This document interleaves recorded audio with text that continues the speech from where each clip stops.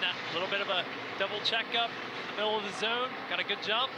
Shane's going to have a chance to jump to the inside here with Sammy Smith on his outside. Sammy Smith is there, right behind the battle for second. Sam Mayer. Allgaier grabs the lead into turn 1, turn 2. Shocking that all of those guys made it through turns 1, 2. Look at the run that Van Gisbergen gets out of turn 2. Going to be to the inside of Justin Allgaier. They go through turn 4. Oh, look how loose Van Gisbergen is on his inside. Turn 4, turn 5, the battle for the lead is on. Inside of 5 laps to go at Portland. There goes Shane Van Gisbergen around Justin Allgaier. They have contact. I think Justin feels like maybe a little bit unfair there. You saw him get to the back of Shane. I didn't see much unfair there. I didn't either. Good hard racing. I didn't say what we saw. I'm saying what he thought he felt. Sam Mayer up to third. Sammy Smith is right there behind him. Yeah, this is an area that if you want to pay somebody back right here into turn 12, pretty easy to do just to get to their bumper and use them up just a little bit. What a bad flashback for Justin Allgaier, who a year ago found himself in second after the late race restart, trying to catch Cole Custer. Now it's Shane Van Gisbergen. Sam Mayer working his bumper. Yeah, it just seems like the 7 can't get going on this restart. We've seen him be able to get that little bit of a comfortable lead on each of these, but his car just has not fired off the way that he wants to. Let's see, maybe after a lap race, Trevor, he can get it going again. That dirty air adjustment never helps these things, does it? Never gets better. 3 laps to go for Shane Van Gisbergen. Allgaier would love to get there, but he's also trying to hold off his teammate for second. Sam Mayer is fast in the 1. It's challenging, Adam, when you're having to protect. You have to charge the entry, shallow the entries up because you know you're under attack. And Justin hasn't had to do that all day. He's been able to have these wide open arcs and roll off the brake pedal, and he can't do that right now. Yeah, you just can't race in defense mode and have any lap time. You see he opened up his entry right there. Mayer tried to get to his inside. I'll tell you what, though, for as much as they're racing, the 97's not getting away as far as I thought he would. Justin can get about a 2-3 car gap, which you see it opening up a little bit. If he can get off of turn 12 with that gap, I think he could go challenge Shane. Yeah, this isn't over. I mean, I think the 7 had the fastest car.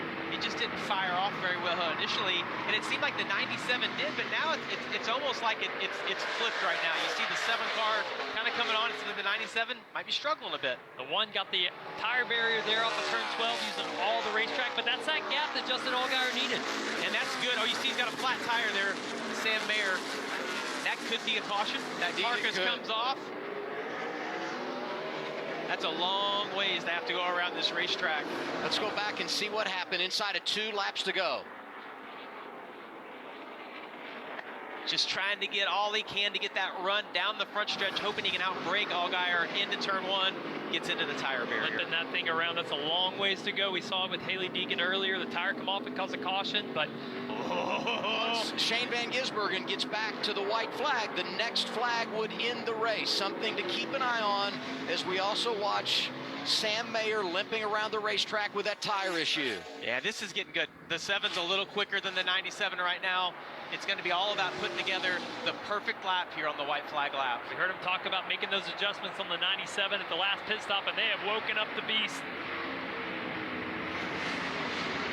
Here they come off of turn 12, back to the start-finish line.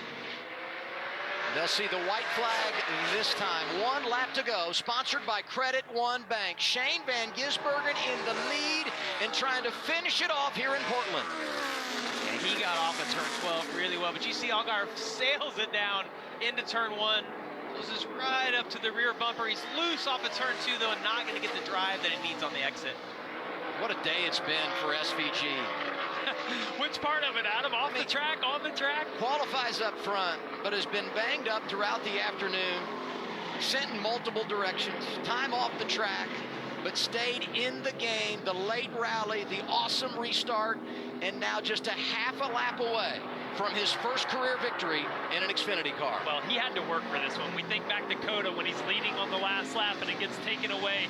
He shows up at the Chicago Street Course in the Cup Series, thinks, hey, this might be easy, but now in the Xfinity Series, he's had to fight for it.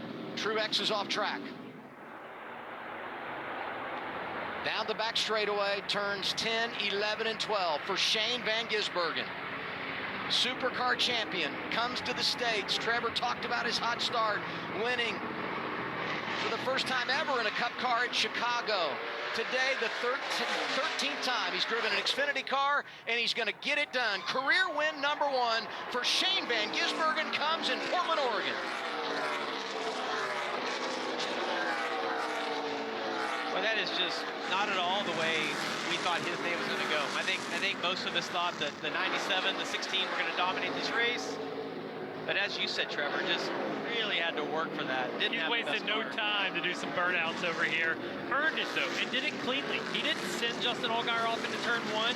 You know, he makes it down into turn 3, 4, gets to his inside, gets him loose, but in a super, super hard racing, fun to watch. Allgaier ends up second. Sammy Smith was third. Back-to-back top 5s for him. Allmendinger back to the top 5. Same for Ed Jones. Van Gisbergen, your winner.